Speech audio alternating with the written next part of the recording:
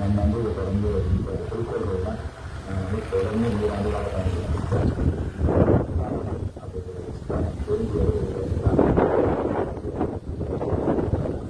விழுப்புரம் மாவட்ட கட்டாட்சிபுரம் தாலுகா முகைர் என்ற கிராமத்தில் அந்தோணியம்மா என்ற கணவர் இறந்து 6 ஆண்டுகளாக ஆகிறது.